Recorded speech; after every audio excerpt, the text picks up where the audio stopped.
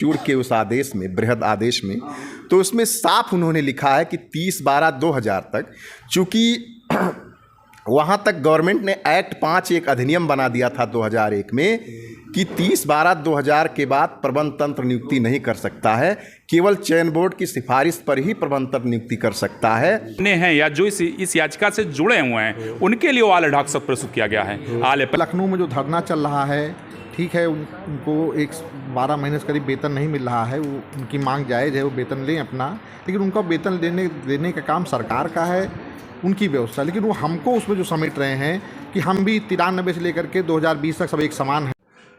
7 अगस्त 1993 से 30 दिसंबर 2000 तक नियुक्त तदर्थ शिक्षकों की एक अति आवश्यक बैठक शहर के एक होटल में हुई, जिसमें नवाबगंज से इंद्रपाल सिंह, बीरेंद्र बहादुर सिंह, ओम प्रकाश मिश्र, केपी सिंह, सेवागंज से तहसीलदार सिंह एवं रणधीर सिंह सम्मिलित हुए।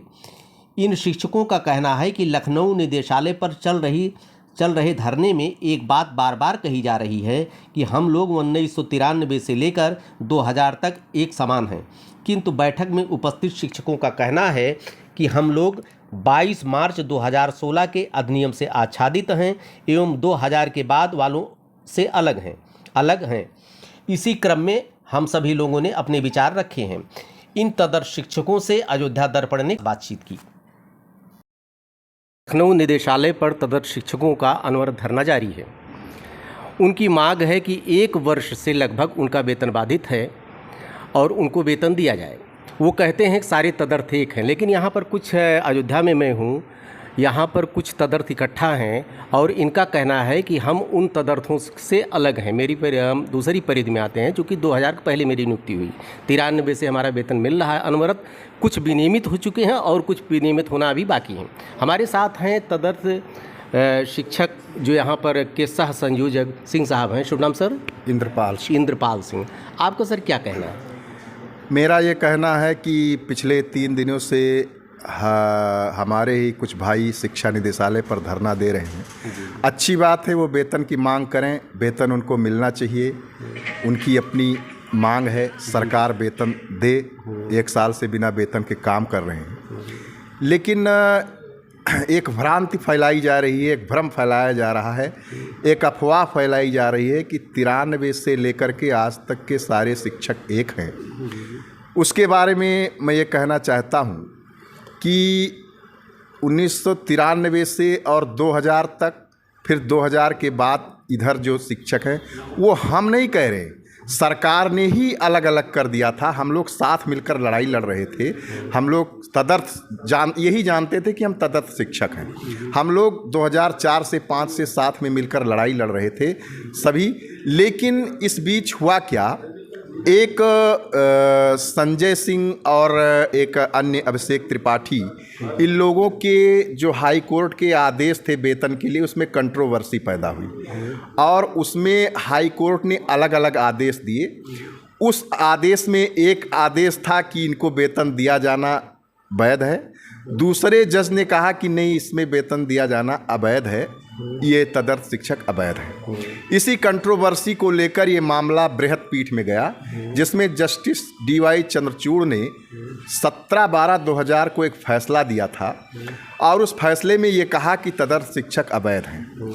लेकिन जब उसमें आप पेज नंबर 25, 26 और 27 में जाइए जस्टिस चंद्रचूड़ के उस आदेश में, बृहद आदेश में, तो उसमें साफ उन्होंने लिखा है कि 30/12/2000 तक, चूँकि वहाँ तक गवर्नमेंट ने एक्ट 5 एक अधिनियम बना दिया था 2001 में कि 30/12/2000 के बाद प्रबंध तंत्र नियुक्ति नहीं कर सकता है, केवल चयन बोर्ड की सिफारिश पर ही प्रबंध तंत्र नियुक्ति कर सकता है। और धारा 18 अपास्ट कर दी गई और ये कहा गया कि ये केवल प्रधानाचार्य के लिए अब धारा 18 रह गई। इसका मतलब स्पष्ट है कि 30/12/2000 तक धारा 18 थी। अब धारा 18 चूँकि थी तो इस तरह से DY चंद्रचूड़ ने भी उसी को आधार मानते हुए, उसी एक्ट 5 को आधार मानते हुए बृहद पीठ ने आदेश दिया। पेज नंबर 25, 26, 27 में स्पष्ट लिखा है कि 30/12/2000 तक के शिक्षक वैलिड हैं। नंबर 1। दूसरी बात, इसी को चैलेंज किया गया। संजय सिंह 83 में लेकर ये लोग भाई लोग हमारे गए, हम लोग भी उसमें साथ थे, सहयोग किया और वहाँ पर जब 26/8/2020 को माननीय सुप्रीम कोर्ट का आदेश आता है, वहाँ भी सरकार ने 30/12/2000 तक के शिक्षकों को अलग ही रखा। उन्होंने एक एफिडेविट दिया, उस एफिडेविट के बिंदु संख्या 6 पर स्पष्ट उल्लेख है कि 30/12/2000 तक के शिक्षक वैध हैं और उसके बाद के शिक्षक अनियमित हैं। उन्होंने स्वयं ये सुप्रीम कोर्ट में कहा। इसलिए डीवाई चंद्रचूड़ का वो बृहद पीठ का आदेश, माननीय डीवाई चंद्रचूड़ जी का आदेश और सरकार की एफिडेविट ये दर्शाती है कि जो 83/100/2016 का माननीय सुप्रीम कोर्ट का आदेश हुआ वो 2000 के पश्चात का ही आदेश था। अब अगर इनको बात समझ में नहीं आ रही तो क्या किया जाए? इसके बाद 22 मार्च 2016 को अमेंडमेंट हुआ, 33(6) बनी, जिसमें 2000 तक के शिक्षकों को विनियमित करने का निर्णय लिया गया तत्कालीन सरकार द्वारा। और उसमें साफ कहा गया, उद्देश्य और कारण में जाइए, वहाँ ये भी कहा गया है कि यदि ये धारा 18 या कठिनाई निवारण में नहीं भी नियुक्त हैं तो भी इनको विनियमित करने के लिए ही यह धारा लाई गई है। अब नहीं बात समझ में आ रही है तो हम क्या करें? उसमें साफ उद्देश्य और कारण 33(6) की ये कहती है। नंबर 3, उसके बाद जब 26 अगस्त 2020 को माननीय सुप्रीम कोर्ट का आदेश आता है, उसी के तुरंत बाद सरकार हरकत में आती है और 2000 के पश्चात के नियुक्त शिक्षकों की ही मूल जो उनकी मूल पत्रावली है वो कोषागार में जमा कराने का कार्य करती है। हम लोगों का तो नहीं जमा कराया गया, 2000 तक के शिक्षकों को नहीं जमा कराया गया। और उसके बाद एक नहीं अनेकों हम लोगों के पास सैकड़ों पत्र हैं। यही अपर शिक्षा निदेशक हुआ करते थे जो आज तत्कालीन डायरेक्टर हैं आदरणीय डॉक्टर महेंद्र देव जी, और तत्कालीन शिक्षा सचिव आराधना शुक्ला जी, जयशंकर दुबे जी विषय सचिव। इन लोगों ने सैकड़ों पत्र जारी किए जिसमें 30/12/2000 तक के जो शिक्षक वंचित रह गए थे उनके विनियमितीकरण के लिए सूचनाएं मांगनी शुरू कर दी। और यही नहीं, जब परीक्षा की बात आई कि शिक्षकों की परीक्षा कराई जाए तदर शिक्षकों की सुप्रीम कोर्ट के समादर में, उस समय भी हम लोगों को अलग रखा गया। 3/3/2021 को इन्हीं महोदय डॉक्टर महेंद्र देव जी जो माननीय डायरेक्टर हैं, इन्हीं का एक पत्र है, आप देख लीजिए, जिसमें इन्होंने साफ कहा है कि 30/12/2000 के बाद के शिक्षक उस परीक्षा में बैठेंगे। और यही नहीं, उसमें जो वेटेज दिया गया उसमें केवल 20 साल का वेटेज दिया गया। अब 20 वर्ष, चूंकि 2021 का ये मैटर है, सन 2000 से लेकर सन 2020 तक का ही वेटेज निर्धारित किया गया। वेटेज 1993 से क्यों नहीं निर्धारित किया गया, ये बात इन लोगों के समझ में नहीं आती। हम लोगों को परीक्षा में, हमारे कुछ तदर शिक्षकों ने परीक्षा फार्म भी सबमिट किया, लेकिन आयोग ने, चयन बोर्ड ने उस परीक्षा फार्म को उसने एक्सेप्ट नहीं किया, तो हम लोग परीक्षा नहीं दिए। तो हम लोगों को परीक्षा में भी नहीं बैठने दिया गया। हम लोगों को कहा गया कि आप अलग हैं। हम लोगों की पत्रावली भी कोषागार में नहीं जमा कराई गई। और आज अफवाह फैलाई जा रही है कि 93 से आज तक सब एक शिक्षक हैं। और यही नहीं, अब नंबर 4 हम बात आते हैं, महत्वपूर्ण बात। मैं धन्यवाद देता हूं अपने गोंडा जनपद के, बस्ती जनपद के, डीआईएस अयोध्या जनपद के, जिन्होंने 30/12/2000 तक के शिक्षकों को वेतन देना जारी रखा। क्योंकि वो लोग जानकार हैं, वो जानते हैं कि इनको वेतन देना लाजमी है, तर्कसंगत है। हमारे कुछ डीआईएस, जैसे प्रतापगढ़ के डीआईएस ने वेतन 30/12/2000 तक के शिक्षकों को भी बंद कर दिया। हमारे वे शिक्षक साथी कोर्ट गए।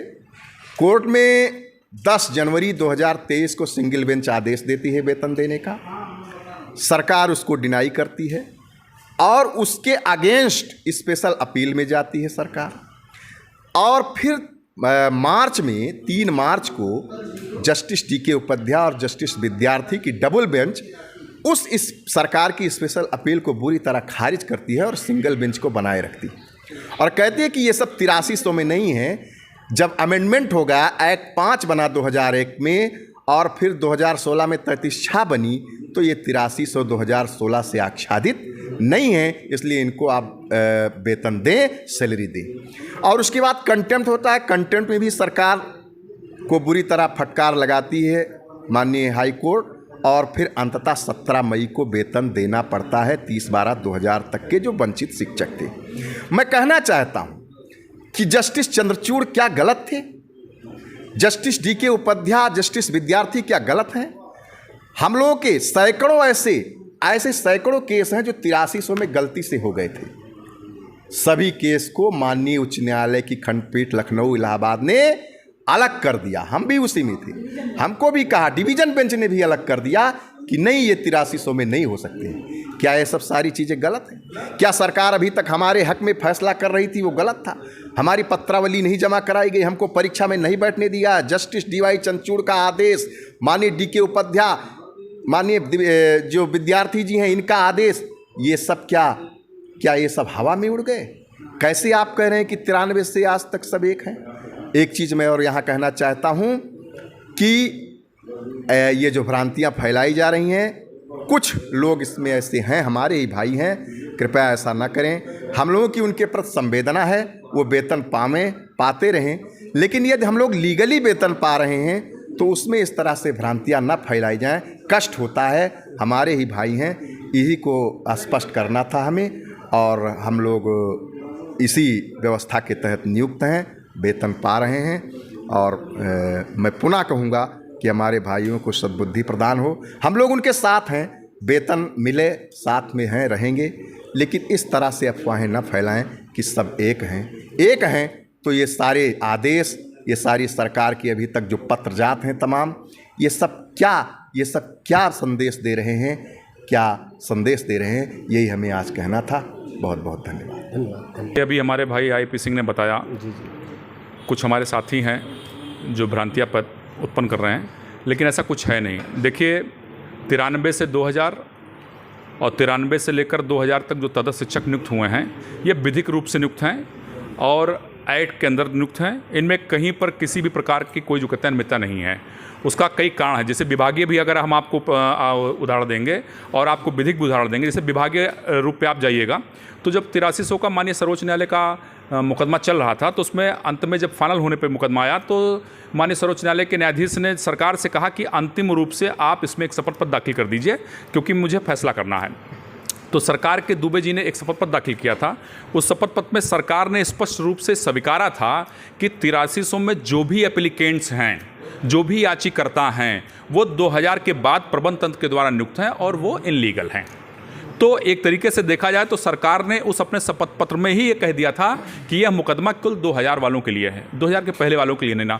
तो भ्रांतियां तो वहीं पर ख़त्म हो गई कि 8300 का जो मुकदमा था वो केवल 2000 लोगों के लिए था। अच्छा, उसका कारण भी था, जैसे संजय सिंह, अभिषेक त्रिपाठी, 16 लोग उसमें कनेक्ट हुए थे। 16 ऐसे अभ्यर्थी थे, 16 ऐसे याचिकाकर्ता थे जो उसमें कनेक्ट हुए थे, जिनका ये मुकदमा था। और वो 16 लोग जो कहते हैं 2000 के बाद नियुक्त थे।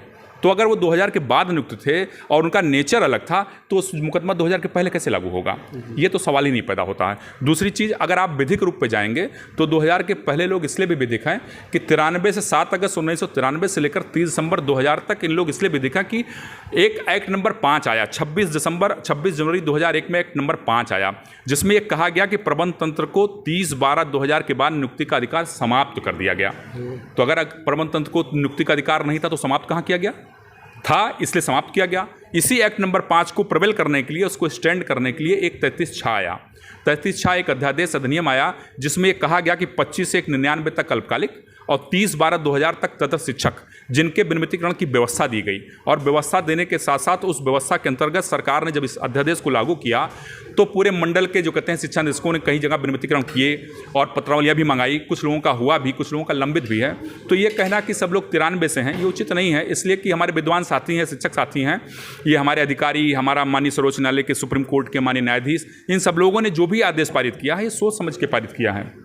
जो अधिकारी बैठे हैं वो पढ़ते लिखते हैं। तो इस तरीके से भ्रांतियाँ फैलाना जो कहते हैं उचित नहीं है। हाँ, केवल इतना कहना चाहेंगे, ठीक है, सारी चीज़ें हैं, लेकिन 93 से लेकर 2000 तक नियुक्त शिक्षक पूर्ण रूप से विधिक हैं। अगर विधिक ना होते तो आपको मैं एक उदाहरण दे दूं कि प्रतापगढ़ जनपद जिला एक ऐसा था कि 2000 के पहले कम से कम 9 महीने तक उनको वेतन नहीं दिया। लेकिन सिंगल बेंच से भी जो कहते हैं लोग हारे, डबल बेंच से भी हारे, अंत में सरकार को वेतन देना पड़ा, सबके खाते में वेतन गया। यदि विधिक ना होते तो कहाँ से जीतते? जो व्यक्ति विधिक है वो जीत रहा है, जो अविधिक है वो प्रथम न्यायालय से, द्वितीय न्यायालय से, माननीय सर्वोच्च न्यायालय से, सब जगह से हार रहा है। अगर आप विधिक नहीं होंगे, नियम कानून के अंतर्गत नहीं होंगे तो आप किसी भी कोर्ट से हार जाएंगे, लेकिन अगर आप नियम कानून के अंतर्गत होंगे, विधिक होंगे तो आप जीतेंगे। बस इतना अंतर है 93 से लेकर 2000 तक और 2000 के बाद वालों में बस। ये बताएं, सुप्रीम कोर्ट के आर्डर में आल अढाक लिखा गया है, तो आप कैसे, आप तो आल अढाक मतलब आल अढाक, आप उसको, आपका क्या कहना है उस पर? देखिए, सुप्रीम माननीय सर्वोच्च न्यायालय ने जो आल अढाक की बात कही है, उन्होंने कहा कि वहीं से शुरुआत उन्होंने किया कि आल अडॉक्स, all petitioners, all applicants and others for ASME, यानी कि उसका मतलब जो एडजेक्टिव होता है, जब वो आदेश होता है, उस एडजेक्टिव में आ रहा है कि जो मेरे सामने हैं या जो इस याचिका से जुड़े हुए हैं उनके लिए ऑल अडॉक शब्द प्रस्तुत किया गया है। All एपेलेंट्स, all applicants and others, जो मेरे सामने हैं उनके लिए ऑल अडॉक शब्द इस्तेमाल किया गया। पूरे उत्तर प्रदेश के लिए ऑल अडॉक के लिए इस्तेमाल नहीं किया गया है। ये उन लोग भ्रांतियाँ पैदा करते हैं, उन लोग जो कहते हैं इसको पढ़ें, वो एडजेक्टिव का मामला है। जहाँ पर एडजेक्टिव लग गया कि ऑल अडॉक्स के बाद वो फिर क्लियरफाई कर रहे हैं कि all एपेलेंट्स, all applicants and others us for me, यानी मेरे सामने जो है या याची में जो जुड़े हुए हैं। धन्यवाद। अभी हमारे भाई इंद्रपाल सिंह जी ने और श्री वीरेंद्र बहादुर सिंह जी ने अपनी बात पूरी रख दिया है कि हम लोग 7 जुलाई से 30 दिसंबर 2000 तक अलग हैं और 30 दिसंबर 2000 के बाद के लोग अलग हैं। वहाँ लखनऊ में जो धरना चल रहा है, ठीक है, उनको 12 महीने से करीब वेतन नहीं मिल रहा है, वो उनकी मांग जायज़ है, वो वेतन लें अपना, लेकिन उनका वेतन देने का काम सरकार का है, उनकी व्यवस्था। लेकिन वो हमको उसमें जो समेट रहे हैं कि हम भी 93 से लेकर के 2020 तक सब एक समान हैं। इसको कोर्ट ने माननीय सर्वोच्च न्यायालय में सरकार द्वारा जो एफिडेविट दी गई, वो माननीय डायरेक्टर महोदय के द्वारा इतनी पत्रजात भेजे गए हैं, जो एफिडेविट वहाँ माननीय कोषागार में जमा कराए गए हैं 2000 के बाद वालों के प्रपत्र, और उसके बाद परीक्षा में फार्म वो लोग भरे हैं, उनको वेटेज दिया गया है। तमाम ऐसे कागजात हैं हमारे पास जो हमको उनसे अलग करते हैं। इसलिए हम 2000 के पहले वाले अलग हैं और 2000 के बाद वाले। हमारे लिए ही एक 33/22 मार्च 2016 को अधिनियम आया। उस अधिनियम के तहत तमाम लोग विनियमित हो चुके हैं और तमाम लोग रिटायर हो गए हैं। वो रिटायर होने के बाद माननीय सर्वोच्च न्यायालय, माननीय उच्च न्यायालय के आदेश से पेंशन भी पा रहे हैं। तो ऐसी स्थितियों में हम कैसे उनके बराबर हो गए? और मृतक आश्रित में नियुक्ति भी हो गई हैं और तमाम लोग पेंशन पा गए। कुछ लोग का आर्डर हो चुका है पेंशन पाने का। तो इसलिए हम उनके प्रति हमारी संवेदना है कि वो लोग वेतन पावें, काम कर रहे हैं, लेकिन हमको वो अपने साथ ना जोड़ें तो बहुत अच्छा होगा। धन्यवाद।